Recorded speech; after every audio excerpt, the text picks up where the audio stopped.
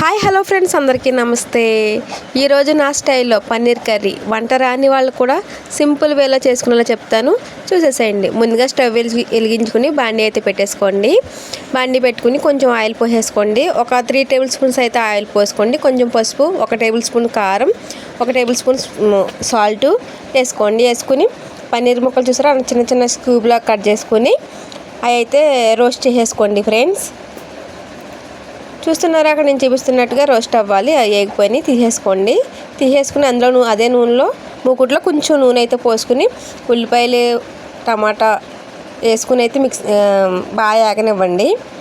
వేగిన తర్వాత కొంచెం మిక్సీ పట్టేసుకోండి ఫ్రెండ్స్. చూడండి, నేను చూపించినట్టు అక్కడైతే చేయండి. Simple process. టేస్ట్ అదే కొంచెం జీడిపప్పు కూడా వేసుకోండి, టేస్ట్ బాగుంటుంది. అయితే చూసారా వేగిపోయి, ఇప్పుడైతే మిక్సీ పట్టేసుకుందాం. మిక్సీలాగా వేసుకుని కొంచెం చల్లారాక మిక్సీ అయితే పెట్టేసుకోండి. అదే ప్యాన్లో కొంచెం నూనె పోసుకుని ఉల్లిపాయలు అయితే వేసుకోండి. సన్నగా తరిగిన ఉల్లిపాయలు, పచ్చిమిరకాయలు అయితే వేసేసుకోండి.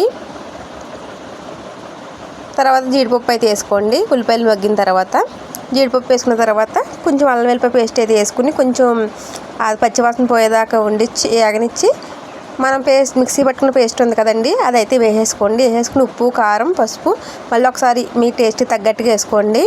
అక్కడ నేను చూపిస్తున్నట్టు వేసుకోండి. ఫుల్గా అయితే సరిపోతాయండి. నేను చేసిన కర్రీకి అయితే సరిపోయినాయి. మీ టేస్ట్ని బట్టి మీరైతే వేసుకోండి.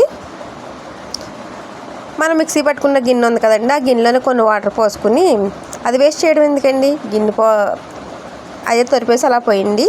ఇంకా కొంచెం కొన్ని నీళ్ళు అయితే పోయండి, గ్రేవీ ఎక్కువ రావాలి కాబట్టి. కొన్ని నీళ్ళు పోసి మూత పెట్టేసి కాసేపు అయితే మగ్గనివ్వండి. చూసారా, గ్రేవీ అయితే దగ్గరికి వచ్చేసింది. గ్రేవీ దగ్గరికి వచ్చిన తర్వాత పన్నీర్ ముక్కలు అయితే వేసేసుకోండి.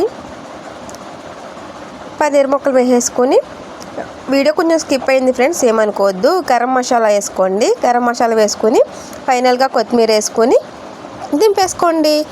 వేడి వేడి అన్నంలో తింటే ఆహా స్వర్గం.